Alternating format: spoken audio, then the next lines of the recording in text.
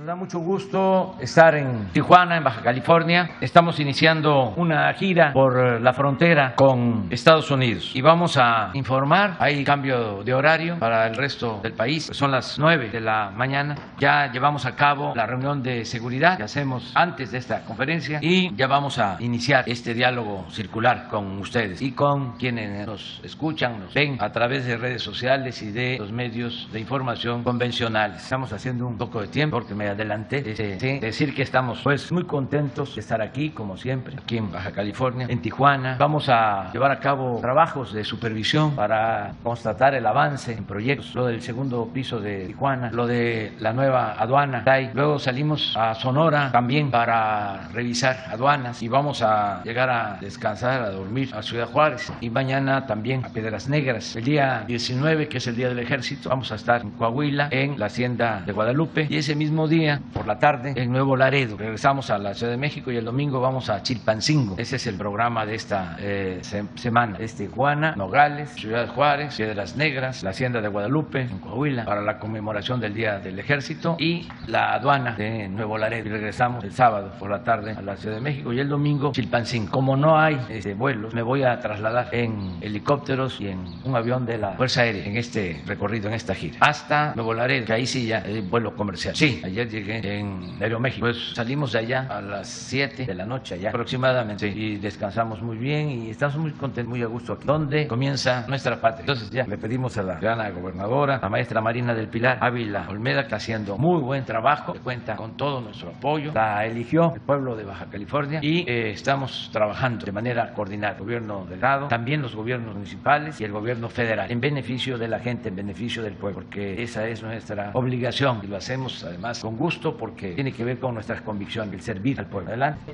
Buenos días a todas y a todos. Pues el día de hoy no pudiera tener yo una mayor satisfacción que el de recibir a nuestro presidente, al licenciado Andrés Manuel López Obrador, en Baja California, en su estado, su casa, presidente. Se lo digo a título personal y se lo digo también como gobernadora de esta entidad. Se lo dicen también las y los bajacalifornianos que saben lo que usted ha hecho por Baja California, ya que sabemos que durante su mandato y durante los primeros 3 meses y medio de este gobierno que encabezo, usted ha visitado en 2 ocasiones nuestro estado y eso reitera el gran compromiso que tiene con el pueblo de Baja California y con nuestra entidad federativa. Reconozco aquí el ejercicio cotidiano de colaboración que hemos recibido por parte del gobierno federal para acompañarnos en los temas torales que requieren respuestas rápidas y oportunas. Es el caso del acompañamiento que hemos recibido para atender la pandemia del COVID-19, así como también su apoyo, el apoyo de su gobierno y el apoyo del magisterio, porque estamos próximos a iniciar un regreso a clases total, así como también a transitar hacia la efectiva normalización de actividades económicas y sociales en nuestra entidad. Adicionalmente a ello, la colaboración que nos ha brindado la Secretaría de Seguridad y Protección Ciudadana, la Sedena, la Secretaría de Marina, el CNI, para trabajar con nuestros equipos policiales en las investigaciones de los crímenes cometidos contra periodistas, que nos ha permitido brindar una respuesta rápida a los trabajos de inteligencia y captura de presuntos responsables y se siguen aportando resultados a la solución de dichos casos. También le quiero agradecer que por este ejercicio de coordinación con el gobierno federal se nos ha permitido trabajar en la aplicación del decreto que regulariza los llamados autos chocolates en Baja California, lo que nos permitirá tener un mejor control vehicular para combatir el uso ilegal de los mismos. Destaco también que de cara al regreso a clases ha habido un esfuerzo extraordinario con el gobierno federal para ir pagando paulatina y efectivamente el rezago de salarios y prestaciones con el magisterio. Todavía tenemos trabajo pendiente por hacer en este rubro, pero estamos construyendo rutas de cumplimiento de pago de los rezagos históricos de la mano de los liderazgos del magisterio, a quienes les reconozco todo el apoyo brindado para seguir brindando calidad en la educación en nuestro estado. Todo eso y mucho más lo sé y lo sabemos las y los bajacalifornianos. Gracias, presidente, por venir a su estado, a su casa. Gracias por todo el apoyo que le brinda a Baja California.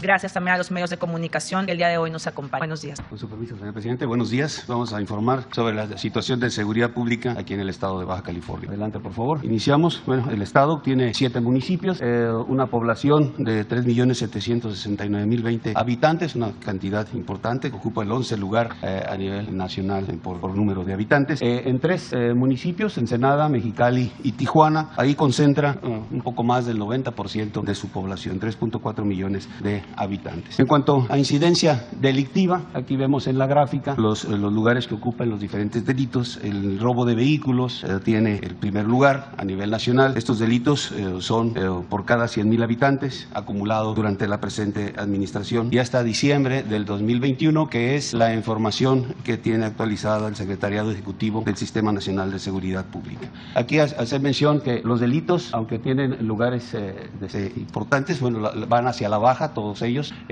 solamente cuenta con 2 delitos que están hacia la alza. Ahorita los vamos a ver. Les decía robo de vehículos, nos regresa el robo de vehículos en primer lugar. El homicidios dolosos tiene un segundo lugar a nivel nacional hacia la baja. La trata de personas en segundo lugar también hacia el alza. En séptimo lugar, el robo a casa habitación, la extorsión en 18 lugar, viene hacia la baja, el robo de transportes 23 lugar hacia la baja y el secuestro en el mismo lugar pero hacia la alza.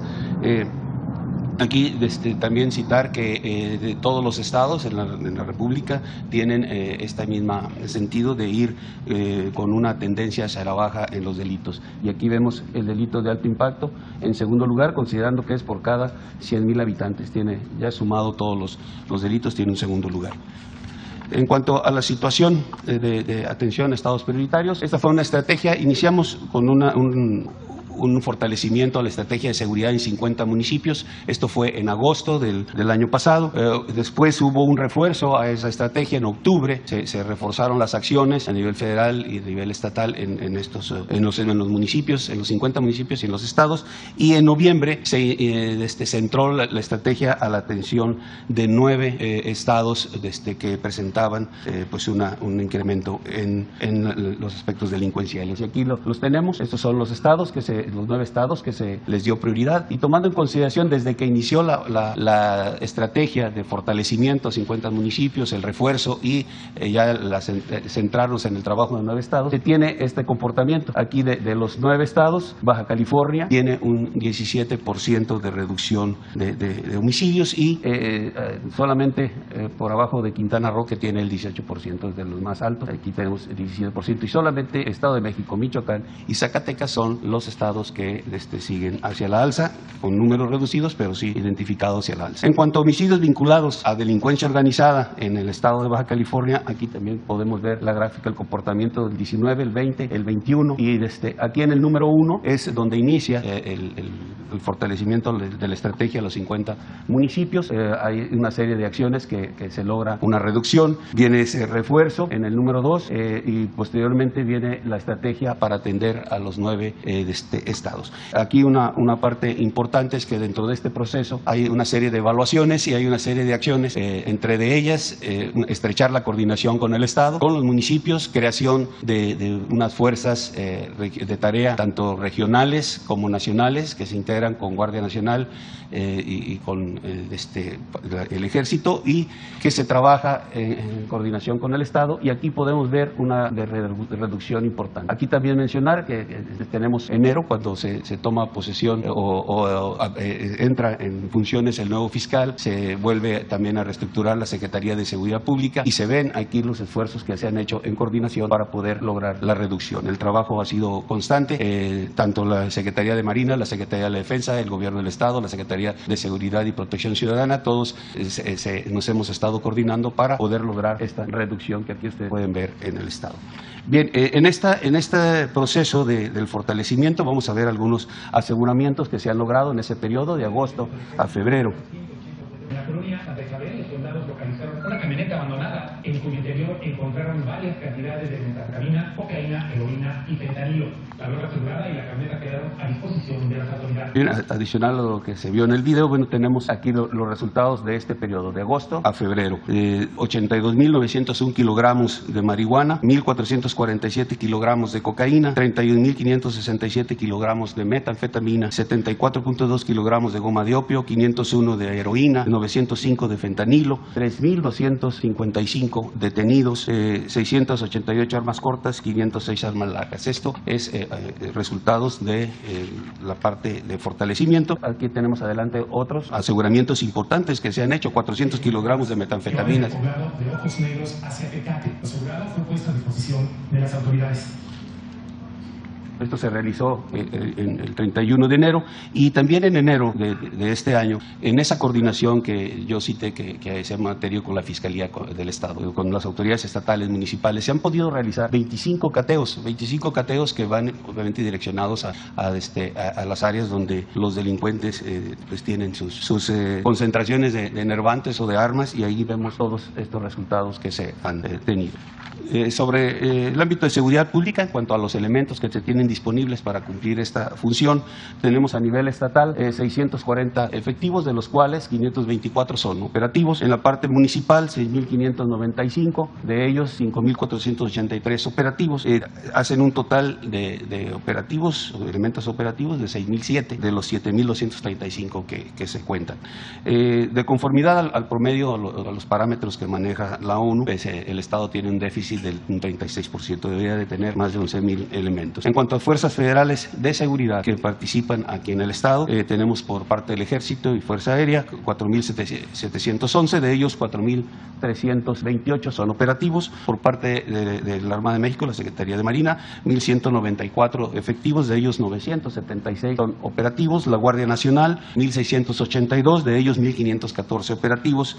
En total, de los 7.587 hombres, hay 6.818 operativos, y estos elementos operativos, sumados con los de Policía Estatal y Municipal, hacen un total de 12.825 hombres y mujeres que trabajan coordinadamente en las áreas, adelante por favor, en estas 5 coordinaciones regionales de la Guardia Nacional, que son Mexicali, Tecate, Tijuana, Ensenada y San Quintín, y obviamente coordinados con lo que es el responsable de la Guardia Nacional en el Estado, el coordinador estatal. En cuanto a la construcción de compañías de Guardia Nacional en Baja California, en el 2019 se construyó la compañía en Tijuana, en el 2020 fueron 5 compañías que ya están funcionando: Ensenada, Mexicali, Rosarito, San Quintín y Tecate. Para el 2022 tenemos considerado la construcción de 6 más, que serán 2 en Ensenada, Mexicali, Tecate y 2 en Tijuana. Adicional a esto, hay 5 instalaciones del Ejército que fueron cedidas a la Guardia Nacional para que se establecieran y operaran en las áreas.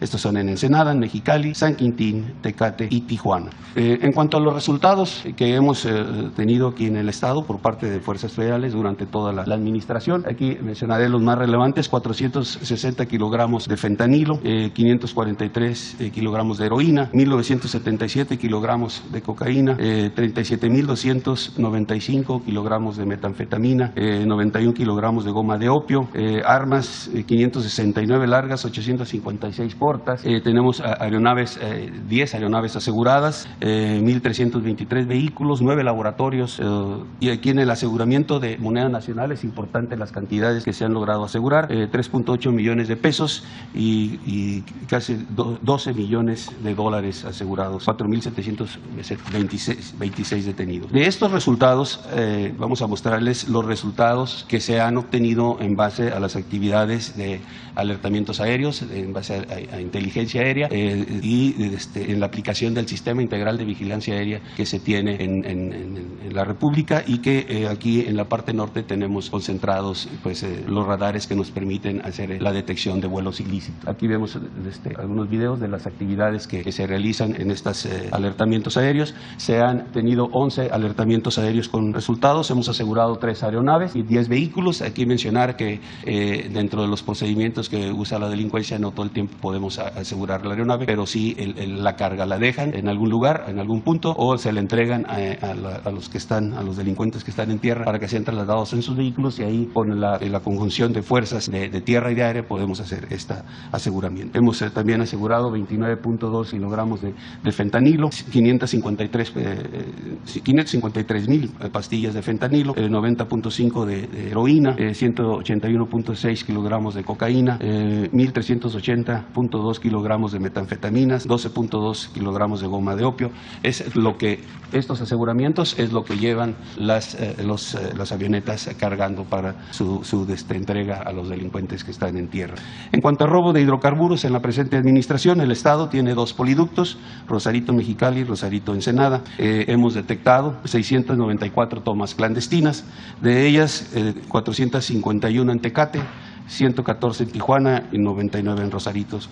Se han asegurado 65 vehículos, recuperado 576,000 litros de combustible, se han asegurado 6 predios y 59 personas detenidas. En cuanto a la asignación de recursos federales, estatales en materia de seguridad pública, en lo que es del año, bueno, en el Fondo de Aportaciones para la Seguridad Pública se recibe el Estado un total de 366 millones de pesos, y en el Fortamun, que es el fortalecimiento de municipios y demarcaciones territoriales, 2.777.4 millones de pesos. Finalmente, en relación a las actividades que realizamos en el Plan DN3, Plan Marina, el Plan de la Guardia Nacional, aquí en el Estado, han participado con 3.582 hombres y mujeres de las fuerzas, de las tres fuerzas, con 415 vehículos, 2 aeronaves, 3 embarcaciones, y principalmente se han atendido incendios forestales, lluvias e inundaciones. Es todo, señor presidente. Muchas gracias. Con su permiso, señor presidente, muy buenos días a todas y todos. Venimos a informar sobre los avances en las investigaciones de los lamentables homicidios de periodistas que tuvieron lugar en Tijuana y en otros lugares del país. Reiterar nuestra solidaridad con las familias, los amigos y la comunidad de reporteros y medios de comunicación, y decir que de parte del Gabinete de Seguridad existe un compromiso total para dar con los responsables, tanto materiales como intelectuales, porque estos crímenes no pueden permanecer sin castigo. Sabemos de la importancia de atender la demanda de justicia de las familias afectadas y de dar resultados certeros, porque no solo es la responsabilidad y nuestro deber, sino es nuestra convicción. Aquí la directriz presidencial es clara: cero impunidad y cero corrupción, tanto en la investigación como en la procuración e impartición de justicia. Por eso estamos trabajando de la mano con las fiscalías de los estados, la Fiscalía General de la República y el Poder Judicial. Lo seguiremos haciendo porque lo importante es aclarar los hechos y hacer justicia. Hemos puesto a disposición las capacidades de inteligencia, operación e investigación del Estado mexicano en este esfuerzo. No escatimaremos recursos y garantizaremos que no se intenten inculpar a personas inocentes o construir casos ficticios. Aunque esto pueda llevar más tiempo, trabajaremos sin pausa, profesionalismo y compromiso. Detendremos a los verdaderos responsables. Señalar que seguiremos trabajando con el mecanismo de protección de periodistas de la Secretaría de Gobernación para que proporcione apoyo a quienes lo necesiten. Finalmente, decir que el Gobierno de México refrenda su compromiso con la libertad de expresión. A lo largo de nuestra historia hemos luchado por ella y no permitiremos que por medio de la violencia se intente acallar a quienes con su trabajo han contribuido en la construcción de un país más justo. Ahora le doy la palabra al subsecretario Ricardo Mejía para los detalles de los casos. Muy buenos días. Con su permiso, señor presidente, secretaria Rosa Isela, gobernadora Marina del Pilar. Como nos lo instruyó el presidente Andrés Manuel López Obrador y la secretaria Rosa Isela, damos cuenta de avances en la investigación de casos que han atraído la atención de la opinión pública y del gremio periodística con relación a lamentables homicidios de compañeros periodistas. Bueno, este es el caso de la periodista Lourdes Maldonado, aquí en Tijuana, que ya hemos dado cuenta en otras ocasiones. Comentar que se ha contado con todo el respaldo del gobierno de Baja California, de la Fiscalía General de Justicia que encabeza Ricardo Carpio. Se instruyó para que desde el día 25 de enero hubiera una fuerza de tarea donde está la Marina, Sedena, Guardia Nacional, el Centro Nacional de Inteligencia y la Coordinación Antisecuestro. En el caso, el mero día 25 fuimos incluso materialmente a Villas de Santa Fe, en la Villa Los Pinos, donde en la privada Chalco y Vista Dorada vivía la hoy finada Lourdes Maldonado. Nos constituimos en el domicilio, hicimos una revisión perimetral de toda el área y pudimos, a partir de diferentes trabajos, determinar la ruta y el modus operandi que siguieron los perpetradores. Aquí queremos reconocer el apoyo vecinal para poder ir generando imágenes que nos permitieron finalmente tener resultados positivos. Aquí se pudo ubicar, como ya lo hemos comentado, un vehículo taxi que fue en el que llegaron los perpetradores y en el cual emprendieron la huida. Siguiente. Ya están detenidos y vinculados a proceso penal por homicidio. Se otorgó 6 meses de investigación complementaria para las personas Eric N., Guillermo N. y Kevin N., que son 3 autores materiales, copartícipes del homicidio de Lourdes Maldonado. Este es el caso de Guillermo N. Siguiente. Aquí se puede apreciar precisamente el día de los hechos, el taxi donde se movieron,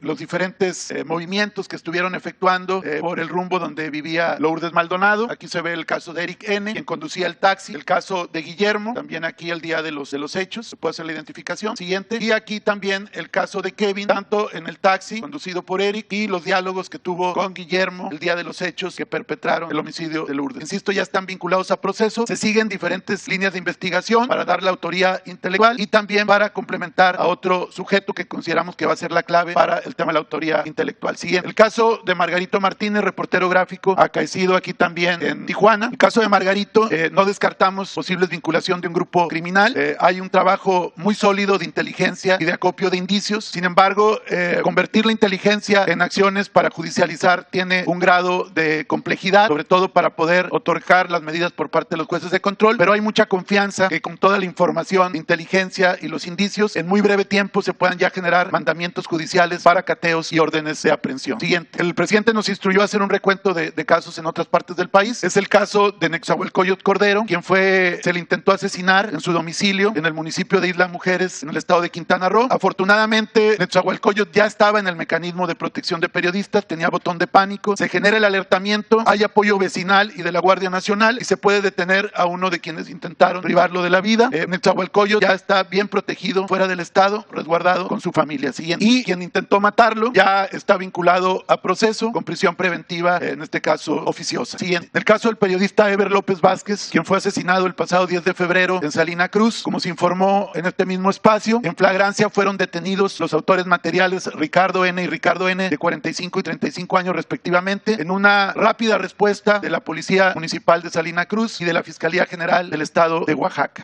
Posteriormente, ya detenidos, los autores materiales, con la complicidad de algunos sujetos, trataron de generar la posibilidad de rescatarlo en los separos de la Fiscalía de Salina Cruz y se hizo un operativo para trasladarlo al Cerezo de Tanibet en Valles Centrales, en Oaxaca. Siguiente. Las dos personas ya están, se calificó de legal la detención porque fue en flagrancia. Los abogados de los dos trataron por todos los medios de que se cayera la detención, pero el buen trabajo de los fiscales generó que se calificara de legal y el día de mañana se determina su vinculación a proceso penal por homicidio. Siguiente. Aquí son algunos casos que el gobierno de Veracruz y la Fiscalía de Veracruz, con el apoyo de las fuerzas federales, han venido trabajando de manera adecuada. Es el caso de la periodista María Elena Ferral, asesinada en Papantla, con la cual ya se cuentan con órdenes de aprehensión y una de ellas ya fue cumplimentada en contra de Efraín N. por el delito de homicidio. En el caso de Julio Valdivia, que fue asesinado en Tezonapa, en los límites en el estado de Veracruz, pero frontera con Oaxaca, hay ya también una orden de aprehensión en contra del autor material. Siguiente. En el caso del periodista Jacinto Romero, del municipio de Ixtazoquitlán, en Veracruz, ya se detuvo a 3 de los sujetos que privaron de la vida al comunicador y hay una orden de aprehensión pendiente de cumplimentarse. Esto es en el estado de Veracruz. Sí, en el caso de Julio José Luis Gamboa Arenas, que fue asesinado en el puerto de Veracruz el pasado 10 de enero con un arma blanca, comentar que van muy avanzadas las investigaciones y en breve se espera que haya ya una solicitud de orden de aprehensión por parte de la Fiscalía de Veracruz. El compañero Gamboa Arenas desafortunadamente no estaba en un mecanismo de protección de periodistas. Siguiente. Este es el caso de Freddy López Arévalo, asesinado el pasado mes de octubre en San Cristóbal de las Casas. Comentar que con la Fiscalía de Chiapas, con el fiscal Olaf Gómez, estuvimos muy en contacto por órdenes de la secretaria Rosa Isela y se hizo un trabajo también de reconstrucción con cámaras de videovigilancia y se pudo determinar al autor material y al autor intelectual. Se obtuvieron las órdenes de aprehensión. Con posterioridad, el caso fue atraído por la Fiscalía Especial para la Atención de Delitos Cometidos contra la Libertad de Expresión de la Fiscalía General de la República. Sin embargo, desafortunadamente, tanto el autor intelectual Eder N. alias El Norteño y Jonathan N. alias El Moco, que fue el autor material que privó de la vida a Freddy López Arévalo, ambos aparecieron asesinados en enero del presente año en el municipio de Comitlán de Domínguez. Fueron identificados con todos los procedimientos periciales, de tal suerte que tanto el autor material como el autor intelectual fueron asesinados con posterioridad. Sin embargo, el caso no está por concluido y sigue en la Fiscalía Especializada de la FGR. Estos son algunos casos que lleva la Fiscalía General de la República y que amablemente nos comparte la información. Es el caso de mayo de 2017, el asesinato de Javier Arturo Valdés Cárdenas en Culiacán, Sinaloa, del cual hay ya 2 sentencias condenatorias contra Heriberto N. alias El Koala por 14 años y contra Juan N. El Quillo por 32 años de prisión. Igual que en el caso de Chiapas que comentábamos hace unos momentos, también uno de los asesinos fue asesinado a su vez posteriormente, por lo cual ya no se pudo ejecutar orden de aprehensión y se mantiene una orden de aprehensión vigente en contra de Damaso N. alias El Minimí como autor intelectual, que como ustedes saben está recluido en un penal en Estados Unidos y se encuentra pendiente su extradición. En el caso de Miroslava Brecht, que fue asesinada en marzo del 17 en Chihuahua, hay ya 2 sentencias condenatorias, una por 51 años contra un autor material y otra por un auxiliar por 8 años y están pendientes de ejecutar otras 2 órdenes de aprehensión. Siguiente. En el caso de Juan Nelcio Espinosa Manera en Piedras Negras, que fue en agosto del 21, este caso también se atrajo por la Fiscalía General y hay 3 órdenes de aprehensión por homicidio y tortura y por encubrimiento momento, y en este caso están relacionados quienes eran servidores públicos al momento de los hechos. Y en el caso del homicidio de Israel Vázquez Rangel, un reportero de Salamanca, Guanajuato, que fue asesinado en abril del 21, este caso ya se obtuvo una sentencia condenatoria contra el autor material de 20 años. ¿Sería cuánto, señor presidente? Y la política de cero impunidad vamos a continuar. Muy bien, acerca de esto último, es importante que se reitere el que no se permite impunidad para nadie. Esa es una diferencia, considero importante, con relación a los anteriores gobiernos. Nosotros no establecemos relaciones de complicidad con nadie y el que comete un delito es investigado y castigado, sea quien sea. Hemos cuidado mucho el que no se presente lo que sucedía en anteriores gobiernos, en el periodo neoliberal, de que se asociaba la delincuencia con el poder político y económico. Eso ya no existe y eso es importante. Lo segundo, que considero también relevante, es que el Estado no es el principal violador de los derechos humanos, como era antes. No hay crímenes de Estado, no hay masacre, no se ordena desaparecer a nadie, no existe el nivel de letalidad que se presentó durante el periodo de Felipe Calderón, en que siempre en los enfrentamientos entre Fuerzas Armadas, del gobierno y delincuencia, eran más los muertos que los heridos y detenidos. Y eso lo podemos probar. No se ordena desde el poder asesinar a nadie. No somos iguales. No sé si tengamos a la mano la gráfica sobre letalidad. Porque esto ayuda mucho a que no nos confunda. Lamentamos lo que sucede cuando pierde la vida un periodista. Lo lamentamos mucho, de manera sincera. Pero no es lo mismo en cuanto a la actitud que prevalecía anteriormente. Y vamos a continuar combatiendo la inseguridad, el crimen y la impunidad. No se va a permitir la asociación delictuosa entre autoridades y el crimen. Miren esta lámina. 2011 en enfrentamientos, 1.412 fallecidos. Heridos y detenidos, 1.127. Ahora, heridos y detenidos, 353. Fallecidos, 212 en general. Entonces, informar a los integrantes del gremio de periodistas del país que van a mantener protección y que no están solos. Y también el derecho a disentir y a protestar. Nadie ha sido ni será censurado, ni Lore de Mola, ni López Dóriga, ni Ciro, ni Carmen Aristegui, no, ni los del pasquín conservador de la mafia del poder, que es el Reforma. Nadie. Que no se olvide lo que pasó con Carmen Aristegui, que no se olvide lo que le hicieron a José Gutiérrez Vivó, los que ahora se rasgan las vestiduras de manera hipócrita. Lo único que estamos planteando es que todos debemos de ejercer nuestra libertad de expresión y el derecho de réplica, porque hay un poder no legal, no legítimo, que se erige como grupo de presión para enfrentar los movimientos de transformación o de cambio, los movimientos en beneficio del pueblo, los movimientos en contra de la corrupción. Inmediatamente los potentados conforman un poder mediático para atacar, calumniar, destruir. Entonces lo que estamos planteando es que esos grupos de poder que utilizan medios de información y a periodistas den a conocer cuánto destinan a esas acciones y que estos periodistas famosos que son alquilados para defender estos intereses y golpear a opositores den a conocer cuánto ganan, porque obtienen muchísimo dinero, son mercenarios de alto rango. Ellos deberían de dar a conocer cuánto ganan, de dónde obtienen sus recursos, cuánto gana Ciro Gómez Leiva, cuánto gana Joaquín López Dóriga, Loret, que me llegaron a entregar una información que gana 35 millones al año. En términos generales, como 3 millones al mes. Pero nada más es sus ingresos. ¿Cuánto gana Jorge Ramos? ¿Por qué no lo dice? Porque no defienden al pueblo. Eso es un cuento. Defienden a grupos de intereses creados. Defienden a quienes hacen jugosos negocios al amparo del poder público, a quienes se dedican a la corrupción o a solapar la corrupción. Entonces eso ayudaría mucho. Bueno, los futbolistas famosos del mundo dan a conocer cuánto ganan. Hay una lista de cuánto ganan. Los futbolistas, lo mismo, hacen su contrato y es público. ¿Y por qué no lo van a hacer estas personas? Además hay otro asunto que no vamos a dejar de tratar.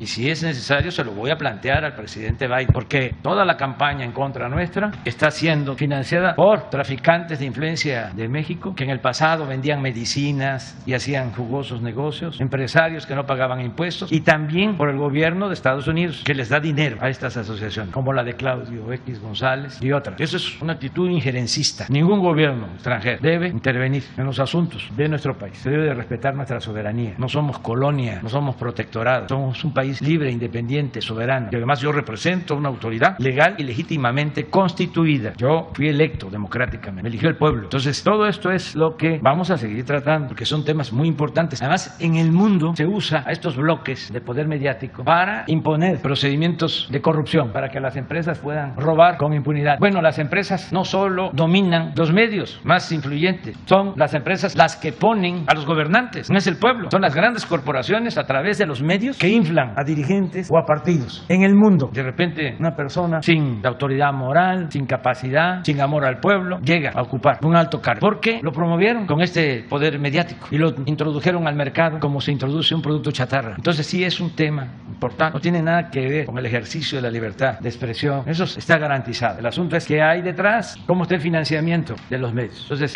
quería yo aprovechar para decirlo y desde luego todo nuestro respeto al noble oficio del periodismo, todo la protección a los periodistas. Adelante, vamos a uno y uno. ¿Tú eres de aquí?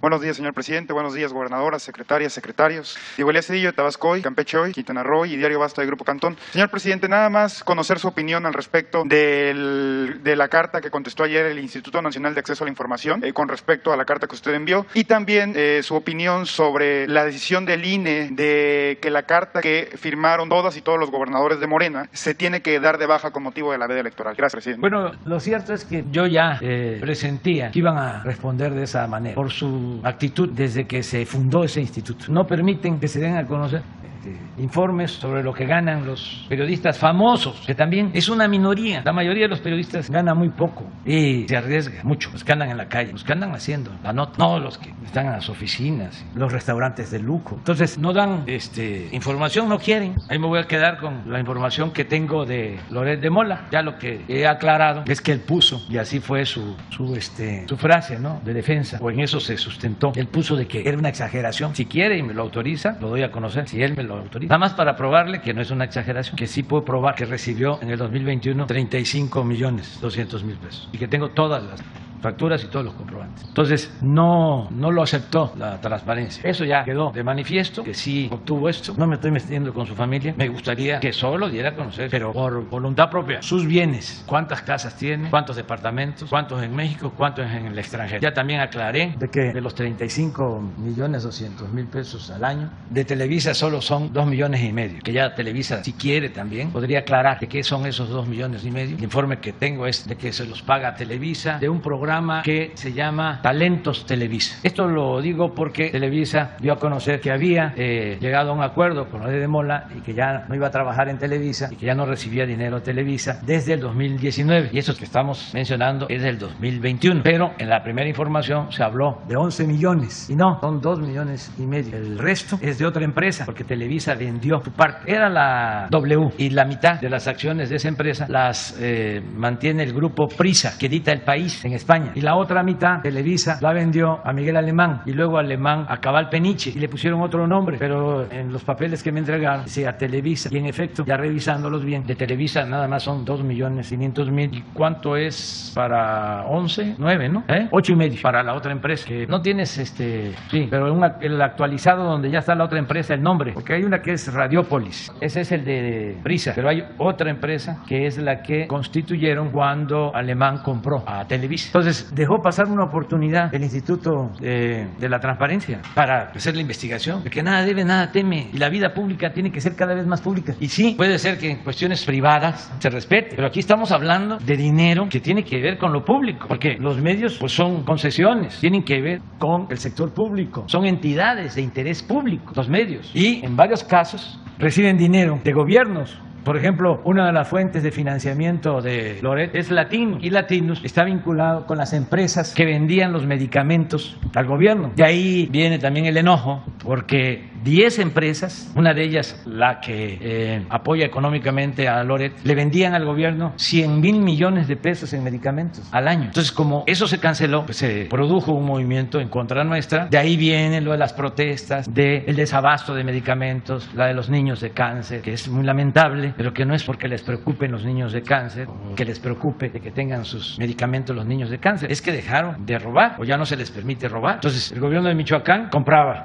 medicamentos y otros gobiernos que no voy a mencionar aquí de los estados y desde luego en el gobierno federal anterior eran los que dominaban. Entonces sí tiene que ver con dinero público. Además es inmoral que un periodista, por muy inteligente que sea, gane 3 millones de pesos mensuales. Pero no solo es eso, hay quienes ganan más que Loret y eso la gente ni lo imagina. Los expresidentes antes tenían pensiones que sumaban 5 millones de pesos mensuales y las cancelamos. También por eso enojo. 5 millones de pesos mensuales. Y nos parecía una exageración, pero yo puedo probar, si me lo permite el INE, de que hay periodistas que ganan más de 5 millones de pesos mensuales. De estos que mencioné. Estamos hablando de Loret, 3, pero es que hay quienes ganan más. Entonces, ¿qué son? Es que juegan un papel fundamental porque son defensores del pueblo, luchan en contra de las dictaduras, de los gobiernos autoritarios, defienden los derechos humanos, denuncian la corrupción. No, nada de eso. Son golpeadores para lo opuesto, para desprestigiar a quienes de verdad luchan en favor de los pobres y en contra de la corrupción. Entonces ya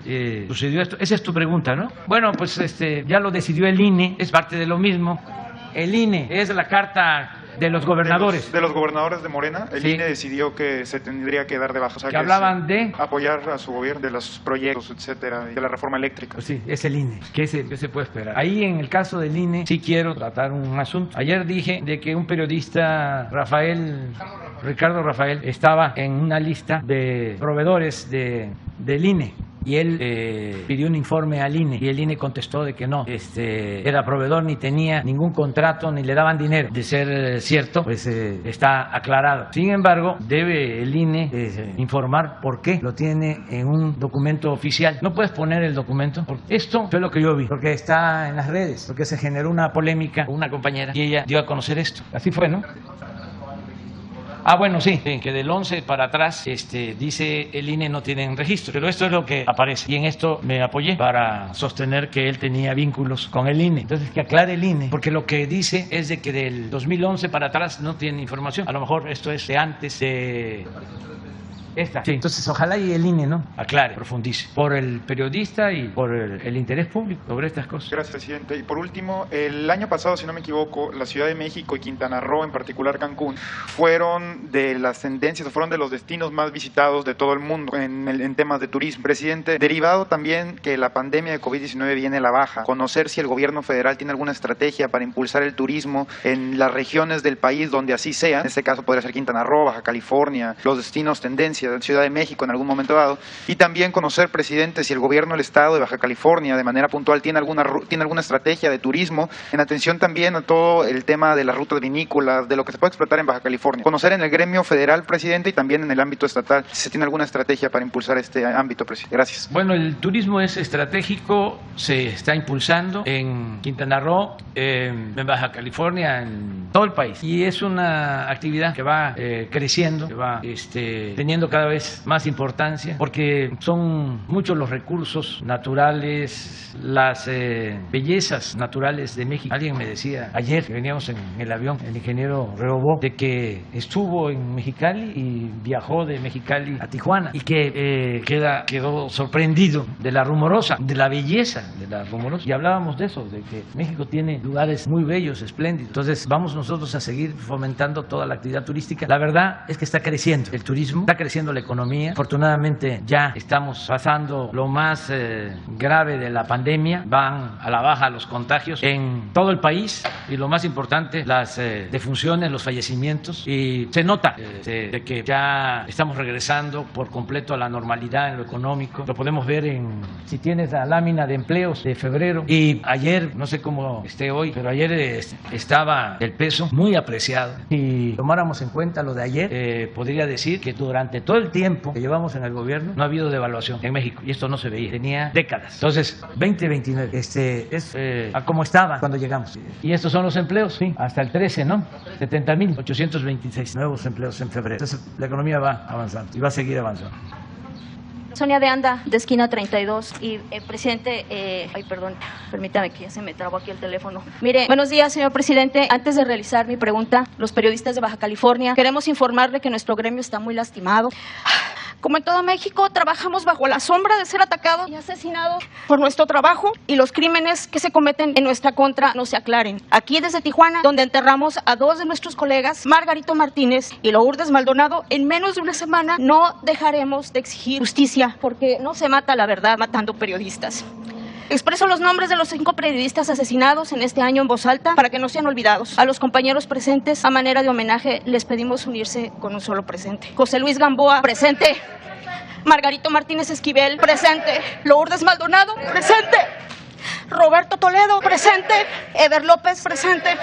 Y bajo este esquema, señor, me permita preguntarle ya en lo personal si usted está enterado de que se mantienen privadas las audiencias de nuestra compañera Lourdes, del caso de nuestra compañera Lourdes Maldonado, a sugerencia del Ministerio Público. Es un tema de interés público y que usted pues ha sido una persona que siempre ha hablado de la transparencia, y esto nos cierra a nosotros la posibilidad de entender qué fue lo que pasó y de vigilar de cerca este crimen. Bueno, si me permite después hacerle otros 2 preguntas. Gracias. Bueno, decidimos estar aquí en Tijuana para informar, y les diría que se está informando sobre Lourdes, sobre este lamentable asesinato, más de lo que se acostumbraba o se utilizaba de pretexto con el llamado debido proceso, porque lo que queremos es que haya información. No tenemos nada que ocultar, nada absolutamente, y no hay impunidad. Entonces se está informando. Si el Ministerio Público, los jueces no informan, nosotros lo vamos a seguir haciendo. Y me gustaría que se aclarara si no se está informando, porque lo que estamos haciendo ahora es la información de todas las dependencias, desde la Fiscalía General, de la Fiscalía del Estado. El grupo que se integró para venir a hacer la investigación no fue un asunto fácil. Hay muchas cámaras, por poner un caso. Fueron los vecinos que nos ayudaron, pero vino un equipo especial hasta que se logró saber quiénes habían participado, autores materiales, y el gobierno del Estado, la Fiscalía Estatal, trabajando de manera conjunta, como no se hacía antes. Es muy lamentable la compañera y todos los asesinatos, pero no estamos nosotros actuando con indolencia, no. Entonces, que te expliquen o que nos informen el por qué no dan más elementos sobre la investigación. Con su permiso, presidente, en razón de lo que usted señala, es nuestra obligación decirle, informarles que no se ha hecho una audiencia pública por el riesgo de uno de los testigos especialmente. Entonces, más adelante se va a dar a conocer exactamente cuáles fueron las medidas que se tomaron, pero hoy es por el riesgo de un testigo. Entonces, sí lo queremos mencionar y esperamos su amable comprensión. No significa una medida discrecional de la gente del Ministerio Público. Nosotros estamos de acuerdo con esa medida de apartar al testigo especialmente para la protección y por el debido proceso. Pero esa es la razón especial y esperamos su amable comprensión. Y en el caso de Margarito, nos sentimos pues que, en primera, con el caso de Lourdes aún no nos queda claro el móvil, y también con el caso de Margarito sentimos que ha sido relegado pues en estas investigaciones bajo la atención que acaparó pues la compañera Lourdes por el hecho de que se presentó en la mañanera a pedirle también pues intervención en su caso, ¿no? ¿Cree que de verdad nos garantizan que Margarito no va a quedar impune a pesar de que estaba muy claro lo que sucedió con él? En ningún caso, en ningún caso.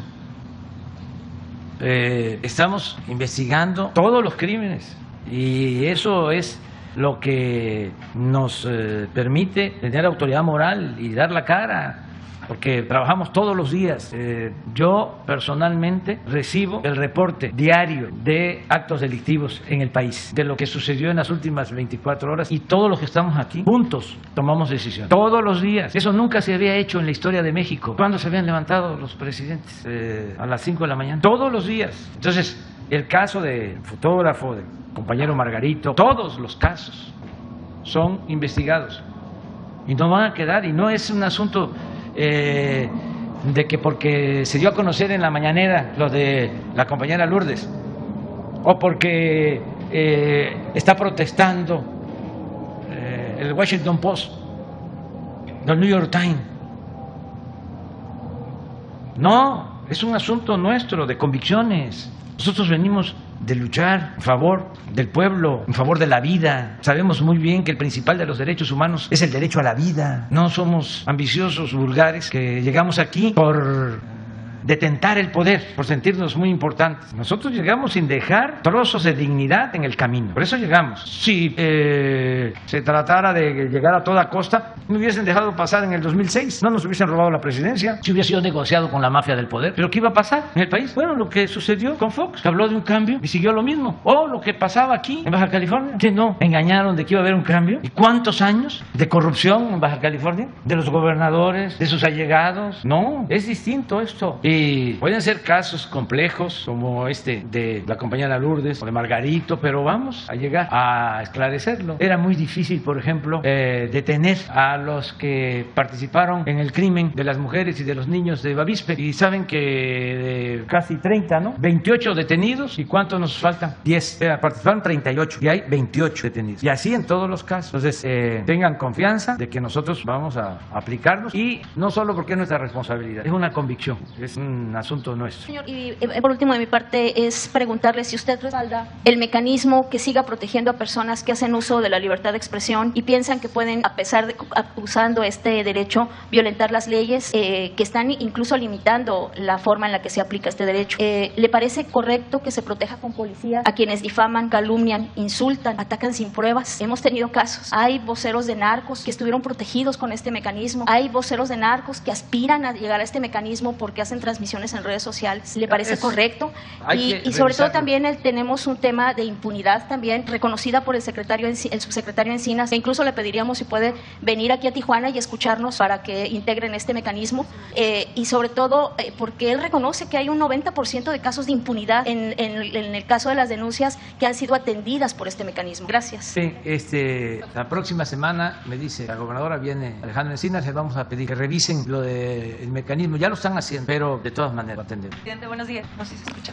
Preguntarle primero que nada sobre estas muertes de Margarito y Lourdes. Tenemos versiones de que fue por un grupo criminal local, en el mismo caso un cártel. Si nos puede usted decir si esto es verdad y el nombre, y también preguntarle por su recorrido que va a ser el día de hoy. Creo que va a ser por la garita de Otay 2. Se adelantaba esta semana que querían adelantar el proceso del lado mexicano para el año 2023. A ver si esto es cierto, por favor. Sí, ya se informó. ¿Puedes tú comentarlo? Hasta donde se pueda, porque de lo que vimos, en 2 casos, a los autores materiales los han asesinado. Entonces, sí tenemos que cuidar eso, nada más, pero no es con el propósito de ocultar la verdad o de proteger a nadie, pero lo que se pueda decir. Sí, gracias. Abundando en lo que dijo la secretaria Rosa Isela Rodríguez, recordarán ustedes que hay un debido proceso y una presunción de inocencia y formalidades esenciales que debemos cuidar. Por eso en todas las presentaciones evitamos poner apellidos de los imputados y se tapa los ojos, porque lo que queremos cuidar son procesos penales que redunden en sentencias condenatorias y no difundir información que pueda jugar en contra de las propias víctimas, de la familia de las víctimas, del gremio y también de los testigos, lo que decía la secretaria Rosa Isela, porque al final del día estos grupos no están cruzados de brazos y si nosotros aportamos información sensible, no solamente afectamos el debido proceso y los abogados que ellos tienen, que muchos son despachos que cobran mucho dinero y que además se meten a fondo a este tipo de detalles. O sea, no se van al fondo de la culpabilidad, tratan de tumbarte una detención, como yo lo explicaba en el caso Salina Cruz, donde a pesar de que fueron agarrados en flagrancia, ellos trataban de jalar cualquier hebra para tratar de tumbar la detención. Entonces, por esa razón, sí somos muy cuidadosos de la información y apelamos a la comprensión, porque lo que queremos es finalmente que no haya impunidad, que haya cero impunidad, y por eso lo debemos cuidar. Sí, una de las líneas de investigación, en el caso de Margarito Martínez, apunta a un grupo criminal. Por ahí ha habido algunos artículos o cuestiones que han dado nombres, pero nosotros tenemos la obligación de ser muy responsables. Lo que sí podemos insistir es que ya están por salir mandamientos judiciales, cateos, y ustedes van a saber finalmente de quién se trata, pero tampoco queremos alertarlos o dar elementos para que el día de mañana sus abogados, sus litigantes traten de tumbar esta situación. Acuérdense que esto luego es una carrera de obstáculos, hay que lograr justificar, dar datos, generar los mandamientos judiciales y que luego los procesos sean exitosos. Y acerca de lo de las obras, es importante que se sepa en Baja California y en todo el país que ya las aduanas están administradas, manejadas por la Secretaría de Marina y por la Secretaría de la Defensa. Ya son decisiones que se tomaron y se van a a reforzar todos los mecanismos de vigilancia en las aduanas, con sistemas de cámaras, con tecnología avanzada y también mejorando espacios y llevando a cabo obras en la frontera. Cuando llegamos al gobierno recibimos un fideicomiso de aduanas de 55,000 millones de pesos. Ahora ese fideicomiso tiene 90,000 millones de pesos. De modo que vamos a utilizar una cantidad importante de ese fideicomiso. Lo vamos a dejar como lo encontramos, con precios actualizados. Pero todo el excedente se va a invertir. De ahí va a salir el dinero para los 10 kilómetros del segundo piso por la línea fronteriza y lo de la aduana de Otay. Y así otras inversiones. En los dos casos de Tijuana va a ser la Secretaría de la Defensa la encargada de la construcción. Ya tenemos los presupuestos y se va a llevar a cabo esta acción. Estamos reforzando con acuerdo conjunto con el gobierno de Estados Unidos las aduanas. También buscando no hacer como antes, ¿no? ¿Se acuerdan cómo era antes aquí? Que hicieron una aduana de entrada para supuestamente decomisar armas. ¿Se acuerdan cuánto gastaron en un elefante blanco? No sé si funciona, porque antes habían decomisado como cinco pistolas y había costado muchísimo. Entonces eso ya no se puede seguir así. Presidente, y por último, saber si hay algún tipo de presión que estarán ustedes poniendo en el gobierno de Estados Unidos para que ya habilite la garita peatonal Pet West que está junto al Chaparral, porque pues el gobierno hizo todo un esfuerzo para quitar el campamento migrante del sitio, pero esta garita no está operando y las líneas están larguísimas para cruzar aquí en Tijuana, se hace mucho caos vehicular. No sé si ya ustedes tuvieron alguna conversación con ellos para poner agentes en el sitio. Pues qué bien que nos dices, porque hoy nos va a acompañar el embajador de Estados Unidos y le vamos a plantear lo que estás aquí dando a conocer. Básicamente es el embajador que nos va a acompañar porque se está trabajando, repito, de manera coordinada en la frontera y va a estar con nosotros en la aduana de Tijuana y en Nogales, básicamente. Sí, porque no podemos hacer actos de otros tipos. También. Adelante. Buenos días, presidente. Rosa León, nuevamente bienvenido a Baja California. En la última oportunidad que tuvimos de estar aquí con usted, le planteaba yo 3 temas. El primero, la seguridad para el Valle de Mexicali. Celebramos que se haya dado la captura de un importante generador de violencia. Sin embargo, la seguridad pública, presidente, en el caso particular de Mexicali, necesitan los policías más equipamiento, patrullas, armas, más plazas para agentes. No sé si la gobernadora le planteó este asunto esta mañana en su conferencia, en su reunión de seguridad. El otro tema que le planteamos fue el de la planta fotovoltaica. Usted comentó que estaría el secretario de Gobernación, Adán Augusto, analizando y resolviendo el estatus de la obra. Nos reunimos recientemente con directivos de la CFE y ellos nos informaron que la CRE, que es la Comisión Reguladora de Energía, estaba por definir los permisos. No sé si usted en esta gira de trabajo va a hacer algún anuncio al respecto. Bueno, en los dos casos estamos trabajando de manera coordinada, ya lo he dicho y lo repito, con la gobernadora Mariana del Pilar. La verdad es de primera la gobernadora que tiene. Pero necesita más recursos. Y ella ya nos planteó que se requiere reforzar todo lo relacionado con la seguridad y el general dio a conocer de cómo Baja California tiene una atención especial. Correcto.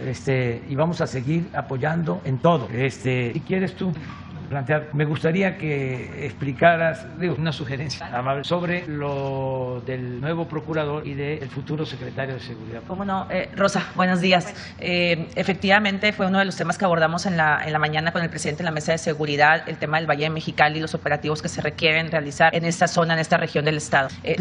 Hablábamos sobre las capturas de generadores de violencia en esta zona, que, bueno, como saben, ha sido en apoyo con la Sedena y en colaboración con las distintas instituciones en materia de seguridad pública, con quien hemos estado en constante coordinación. En cuanto al tema del recurso, quiero anticiparlo que vamos a recibir un adelanto del FAS, un refinanciamiento que se está haciendo por parte del gobierno federal para contar con mayores recursos durante este ejercicio fiscal para poder dotar en equipamiento a las policías del estado, que coincidimos que es una de las principales herramientas que tenemos que brindar para la realización de sus funciones.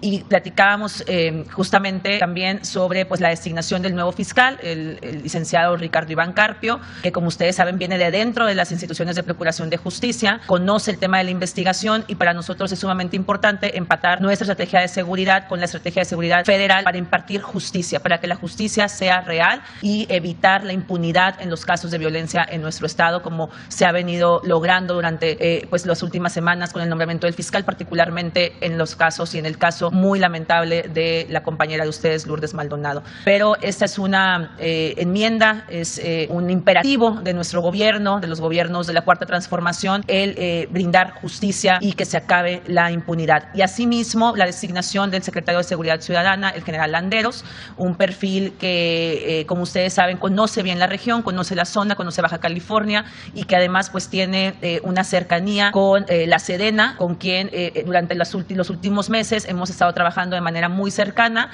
con mucha comunicación, lo cual nos ha permitido pues reducir la incidencia delictiva y los homicidios dolosos y la captura de estos importantes generadores de violencia. Gracias. Sobre la planta, gracias. Sobre la planta, sí, yo creo que la CRE va a resolver en estos días. No tengo información de último momento, pero voy a pedir que si se puede hoy mismo, le dé a conocer cómo está el trámite. También dimos a conocer la segunda etapa de Baja California. Tiene un gran potencial, presidente, para la generación de energía renovable, como es el proyecto de Sempra, que ya va por su segunda etapa, y pues necesitamos generar más energía solar desde Mexicali. Y Mexicali es la capital del estado, presidente, y ojalá que ese presupuesto del que usted habló que tiene dentro de este fondo de las aduanas también sea beneficiado. Nos ha solicitado la comunidad exportadora. La aduana de Mexicali se la encargamos encarecidamente. Sabemos que Tijuana tiene un movimiento extraordinario, pero no podemos dejar de largo Mexicali. Se lo voy a agradecer. Lo tomamos en cuenta, porque sí vamos a llevar a cabo estas dos obras, pero sí tomamos en cuenta lo de Mexicali, como lo estás planteando. Pues ya nos vamos a ir. Una. Y como tengo derecho a dos, van a ser dos. Presidente, abiertamente la periodista Lourdes Maldonado hizo responsable al gobernador, en ese entonces gobernador Jaime Bonilla, de lo que le pasara. Yo quiero saber si a este punto de la investigación, en este momento, el ahora exgobernador está siendo investigado o está descartado. Pues no hay nada que apunte a que este asesinato haya tenido vinculación, con una diferencia de carácter laboral que tenía la difunta con el gobernador Bonilla, que ni siquiera era una cosa de gobierno, sino de empresas. Era una denuncia que ya había ganado un laudo a favor de Lourdes, pero se está haciendo la investigación, no está concluido el proceso. Lo que sí, yo no recomendaría, aunque somos libres, de utilizar estos lamentables hechos con propósitos politiqueros, porque ni siquiera se puede hablar de política. El exgobernador Bonilla enfrentó a los conservadores corruptos de Baja California. Es público y notorio. Entonces se da esta situación y quieren sacar raja. Esto no significa que haya impunidad. Nada más es que no adelantemos juicios, no hagamos juicios sumarios. No pueden haber linchamientos públicos por cuestiones partidistas o politiqueras. Hay que esperar a que se haga la investigación con el compromiso de que no hay impunidad para nadie. Y digo esto porque aquí en Baja California, como dominó tanto tiempo el conservadurismo corrupto, porque me consta de cómo saquearon Baja California, tienen la misma escuela algunos medios de información, no generalizo, que el Reforma. Por ejemplo, hoy el Reforma, sus 8 columnas, fíjense el periodismo conservador, cómo actúa.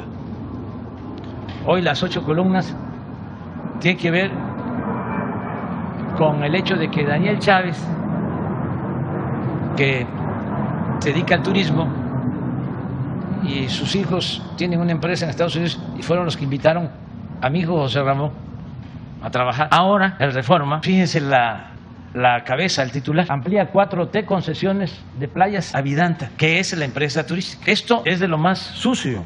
¿Por qué? ¿Qué tiene que ver una cosa con la otra? No lo he visto el reportaje, pero habría que ver quién da los permisos. Porque este grupo tiene hoteles en Jalisco, en Nayarit, en Guerrero, en Quintana Roo. Y si son los gobiernos estatales, pues ¿qué tienen que ver los gobiernos estatales de Jalisco y el que estaba en Guerrero y en Quintana Roo con la 4T? Y si es del gobierno federal, a quien corresponde dar los permisos, ¿qué dependencia y qué pruebas tienen de que yo, para favorecer a Daniel Chávez, ordené que le dieran los permisos? No hay nada de pruebas. Es una vil calumnia. Es lo que hace el AMPA del periodismo, con la máxima de que la calumnia cuando no mancha tizna. Entonces, ya basta. Son de lo peor los conservadores. Corruptos, deshonestos, que son dos cosas distintas, corrupción y deshonestidad. Y además hipócritas. Aquí en Baja California, ¿cómo engañaron de que iba a haber un cambio? Lo que hicieron fue un acuerdo con Salinas y con todos para seguir saqueando en Baja California. Y ese periódico es el boletín del conservadurismo en el país. Es un pasquín. Entonces, no es estar en contra de la libertad de expresión.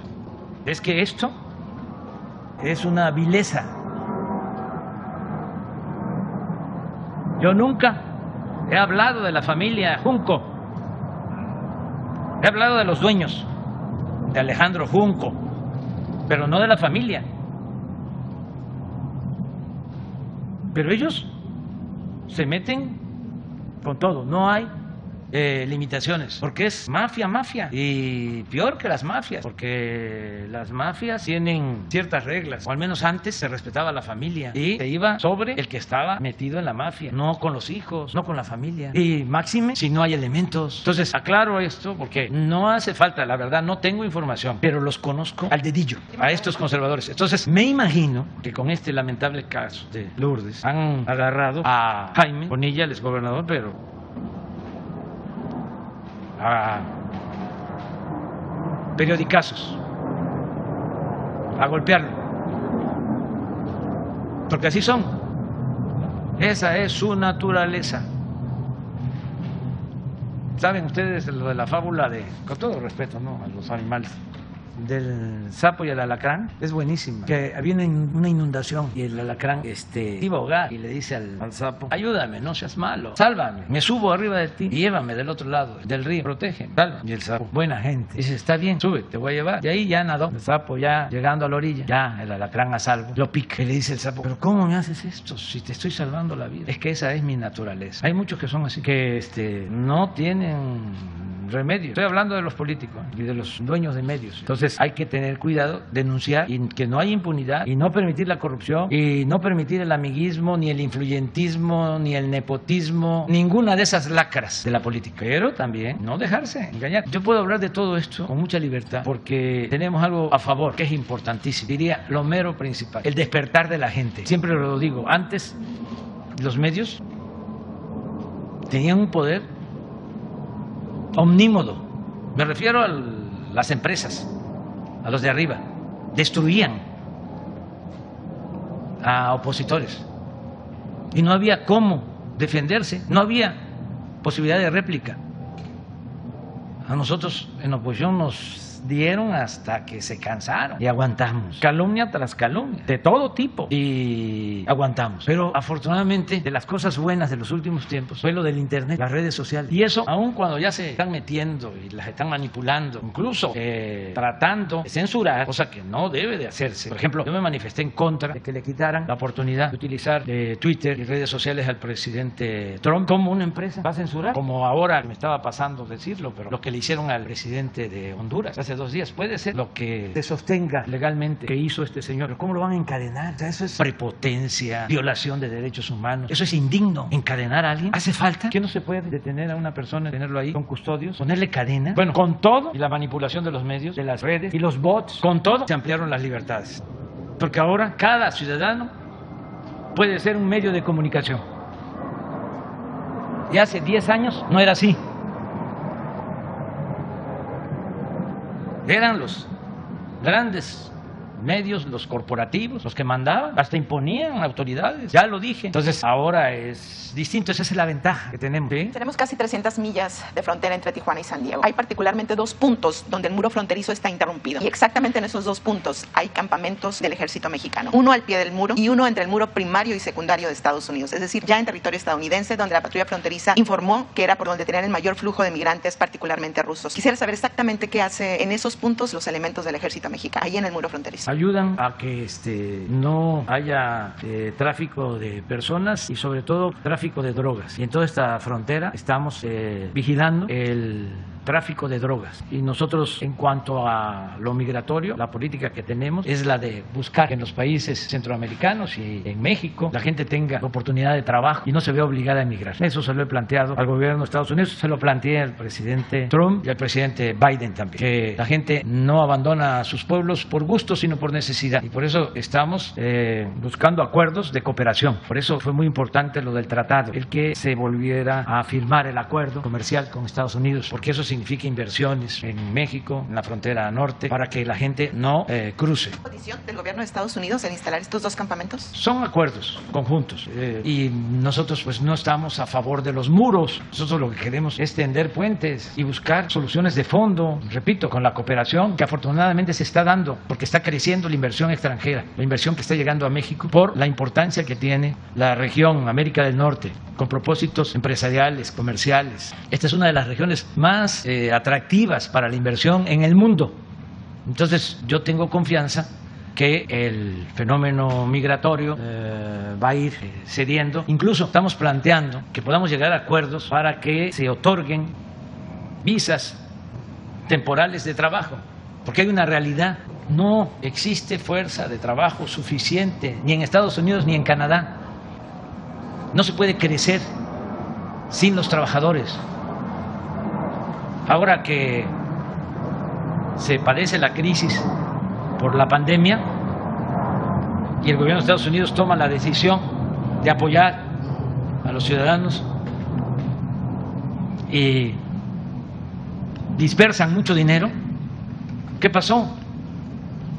Pues se llenaron los puertos del Pacífico, hubo más dinero, más demanda sin la oferta suficiente y más compras de Asia. Entonces, ¿por qué no producimos en América del Norte, que ese es nuestro planteamiento, lo que consumimos? ¿Por qué lo tenemos que traer de Asia? ¿Por qué no integrarnos? ¿Y por qué no llegar a un arreglo de fondo en el fenómeno migratorio? Y aquí aprovecho también para decir que le hemos estado comentando al presidente Biden que siga impulsando su propuesta de regularizar a 11 millones de migrantes que viven, trabajan honradamente en Estados Unidos, y que vamos a estar pendientes porque esa iniciativa ya está en el Congreso en Estados Unidos. Y ya no va a ser el tiempo de antes, de que el gobierno de México se quedaba callado. Si, con todo respeto, hay legisladores de partidos en Estados Unidos que votan en contra de nuestros paisanos migrantes, nosotros lo vamos a dar a conocer, vamos a expresar nuestra inconformidad y vamos a señalar respetuosamente qué partido fue el que no aprobó la iniciativa de regularizar a los migrantes mexicanos. Se lo dije al presidente Biden en el último encuentro. Los hermanos puertorriqueños son 5 millones, los hermanos cubanos